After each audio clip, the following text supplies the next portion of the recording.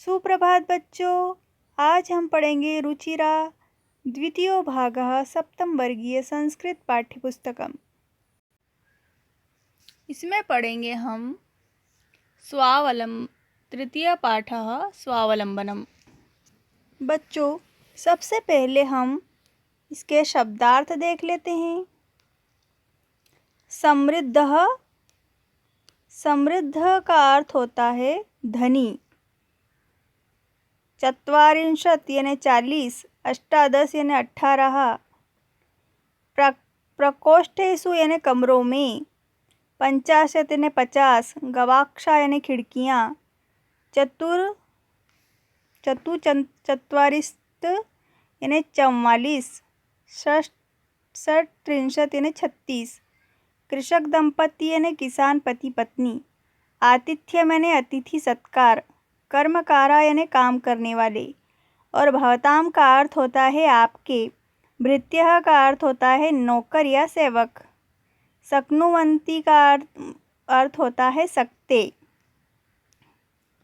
और सार्धद्वादशवादनम का अर्थ होता है 12:30 बजे। सार्ध का अर्थ होता है 30 मिनट, और द्वादश यानी 12, और वादनम यानी बजे, सांप्रतम यानी अभी।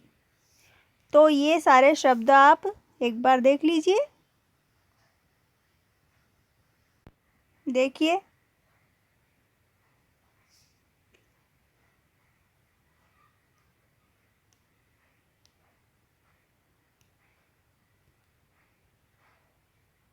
ठीक है। अब हम इस पाठ को पढ़ते हैं। यह पाठ संख्या वाची शब्द पर आधारित है। संख्या का प्रयोग अधिक किया गया है। संख्या मतलब गिनती। तृतीय पाठः यानी तीसरा पाठ या पाठ 3, स्वावलंबनम। स्वावलंबन यानी आत्मनिर्भर या स्वयं पर डिपेंड। ठीक है, तो देखिए, पढ़िए। कृष्णमूर्ति श्रीकंठश्च मित्रे आस्ताम। श्रीकंठ और च लिखा हुआ है श्रीकंठश्च के बाद, तो कृष्णमूर्ति और श्रीकंठ मित्रे आस्ताम यानी श्रीकंठ, कृष्णमूर्ति और श्रीकंठ दोनों मित्र थे। श्रीकंठस्य पिता समृद्धः आसीत्। श्रीकंठ के पिता समृद्ध थे यानी कि अमीर थे, वैभवशाली थे। अतः तस्य भवने सर्वविधानि सुख साधनानि आसन्। अतः तस्य यानी उनके, भवने यानी भवन में, सप्तमी विभक्ति है भवने में, भवन में सर्वविधानि यानी सभी प्रकार के, सुख साधनानि यानी सुख साधन, आसन यानी थे। तस्मिन् विशाले भवने, उनके, तस्मिन् यानी उनके, विशाले ने बड़े, भवन में, चत्वारिंशत्, चत्वारिंशत् यानी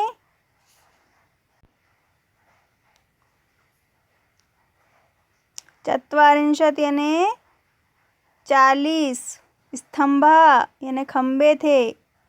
बड़ा घर था तो उसमें 40 क्या थे, पिलर। आसन यानी थे, 40 खंबे थे। तस्य अष्टादश प्रकोष्ठेषु, अष्टादश यानी 18, प्रकोष्ठेषु यानी कमरों में, प्रकोष्ठ यानी कमरे, और सु प्रत्यय लगा हुआ है यहाँ पर, तो प्रकोष्ठेषु यानी कमरों में, 50 यानी 50, गवाक्षा, गवाक्षा का अर्थ होता है खिड़कियाँ, 50 खिड़कियाँ। चतुश्चत्वारिंशत् द्वाराणि यानी के 44 द्वाराणि यानी दरवाजे। षट्त्रिंशत् यानी 36 क्या थे, विद्युत व्यजनानी यानी के 36 पंखे। च का अर्थ और, आसन यानी षट्त्रिंशत् विद्युत व्यजनानी च आसन यानी के 36 विद्युत लाइट के पंखे थे। तत्र 10 सेवका निरंतर कार्य कुर्वन्ति स्म। तत्र यानी वहाँ 10 यानी 10 सेवकः यानी नौकर ननिरन्तर कार्यं कुर्वन्ति लगातार कार्य करते स्म यानी थे लगातार कार्य करते थे। परम कृष्णमूर्ते माता पिता च परम यानी परंतु कृष्णमूर्ति दूसरा जो फ्रेंड था कृष्णमूर्ति माता पिता चा माता और पिता निर्धनौ यहाँ पर माता और पिता दो के बारे में बात कर रहे हैं। तो निर्धनौ यानी द्विवचन है निर्धनौ में तो निर्धन माता और पिता निर्धन कृषक दंपति यानी किसान पति पत्नी तस्य परंतु कृष्णमूर्ति के माता पिता क्या थे निर्धन गरीब कृषक दंपति थे। तस्य गृहम् आडंबरविहीनम साधारणच्च आसीत् तस्य यानी उनका गृहम यानी घर आडंबर विहीन यानी के दिखावा रहित और साधारण था। एकदा श्रीकंठः तेन सह प्रातः 9 तस्य गृहम् आगच्छत्। एक बार श्रीकंठ तेन यानी कृष्णमूर्ति के तेन यानी उसके मतलब किसके कृष्णमूर्ति के सह प्रातः 9 उसके साथ प्रातः 9 बजे 9 यानी 9 बजे तस्य गृहम् आगच्छत् उसके घर आता है। तत्र तो एक बार श्रीकंठ कृष्णमूर्ति के उसके यानी कृष्णमूर्ति के घर 9 बजे आता है। तत्र कृष्णमूर्ति तस्य माता पिता च स्वशक्त्या श्रीकंठस्य आतिथ्यम् अकुर्वन्। तत्र यानी वहाँ कृष्णमूर्ति ही यानी कृष्णमूर्ति के तस्य माता पिता वहाँ कृष्णमूर्ति और उसके माता पिता च यानी माता और पिता यानी के वहाँ कृष्णमूर्ति के और उसके माता पिता स्वशक्तिया यानी स्वयं की शक्ति के अनुसार श्रीकंठस्य आतिथ्यम अकुर्वन्। स्वयं की शक्ति के अनुसार मतलब उनकी जो हैसियत थी उसके अनुसार उन्होंने श्रीकंठस्य यानी यहाँ पर षष्ठी विभक्ति है श्रीकंठ का आतिथ्य अकुर्वन् आतिथ्य किया अतिथि सत्कार किया। एतद् दृष्ट्वा श्रीकंठः अकथयत् यह देखकर श्रीकंठः अकथयत् श्रीकंठ बोला मित्र अहम भवतां सत्कारेण संतुष्टोऽस्मि।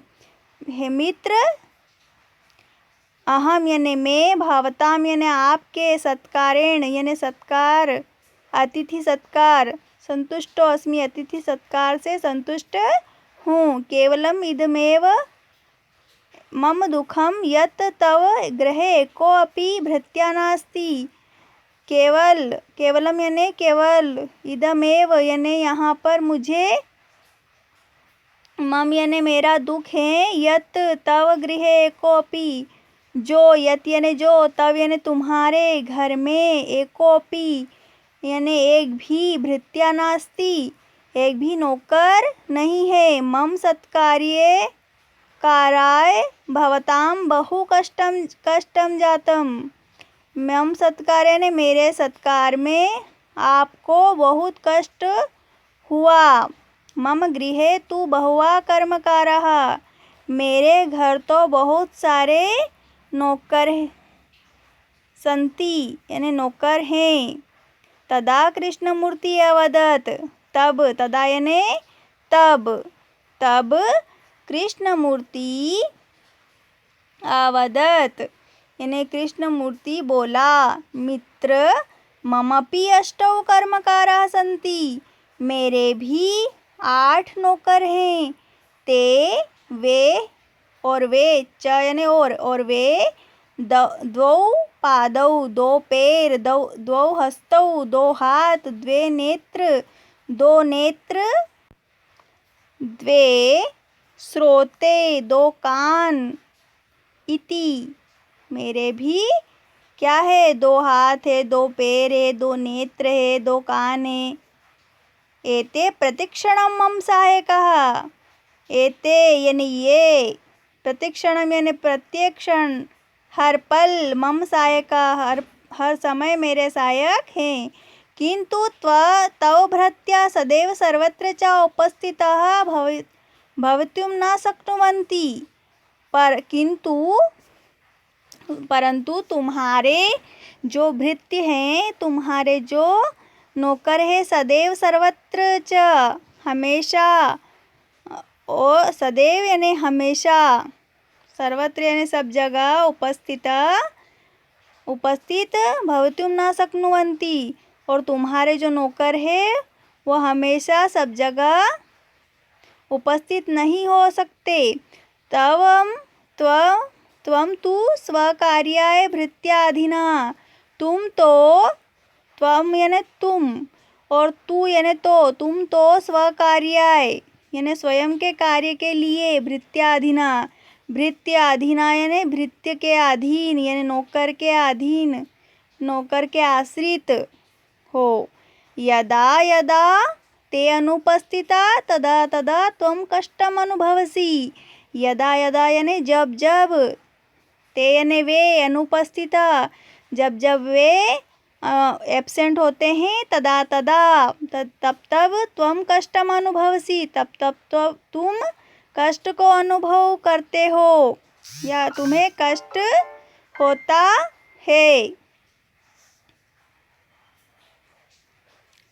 तुम्हें कष्ट होता है, तुम कष्ट अनुभव करते। स्वावलंबने तू सर्वदा सुखमेव न। स्वावलंबन में तो हमेशा यानी आत्मनिर्भरता, तो स्वयं के डिपेंड होने में तो सर्वदा यानी हमेशा सुखमेव, यह सुखी है, ना कदापि कष्टम, कभी भी कष्ट नहीं होता, भवती यानी होता है, कभी स्वयं स्वावलंबन में तो हमेशा सुखी है, कभी भी कष्ट नहीं होता। श्रीकंठ अवदत्, श्रीकंठ बोला, मित्र त्ववचनानि श्रुत्वा मम मनसि महती प्रसन्नता। मित्र श्रीकंठ बोला, मित्र तुम्हारे वचनों को सुनकर, श्रुत्वा यानी सुनकर, मम मनसि महती प्रसन्नता, मेरे मन में बहुत प्रसन्नता जाता यानी हुई। अधुना अहमपि स्वकार्याणि स्वमेव कर्तुम इच्छामि। अधुना यानी अब, अहमपि यानी मैं भी, स्वयं का कार्य, स्वयमेव स्वयं ही, कर्तुम इच्छामि करूँगा, ऐसी मेरी इच्छा है। भवतु सार्धद्वादशवादनमिदं सम्प्रतां गृहं चलामि। भवतु देख, अब 12:30 बज गए हैं, अब मुझे मैं घर चलता हूँ। ठीक है, तो आपको ये पाठ समझ में आ गया होगा। आप इसे और पढ़ने का प्रयास करिए और इसके शब्दार्थ कंठस्थ कीजिए। धन्यवाद। तो बच्चों, इस पाठ से हमें यह शिक्षा मिलती है कि हमें खुद पर डिपेंड रहना चाहिए, सेल्फ डिपेंड रहना चाहिए, दूसरों पर निर्भर नहीं होना चाहिए। यदि हम दूसरों पर निर्भर रहेंगे तो हमारे कार्य करने में हमें कष्ट होगा, और अगर हम स्वयं के कार्य स्वयं करेंगे तो खुश भी रहेंगे और हमेशा अपने कार्य करते रहेंगे। धन्यवाद।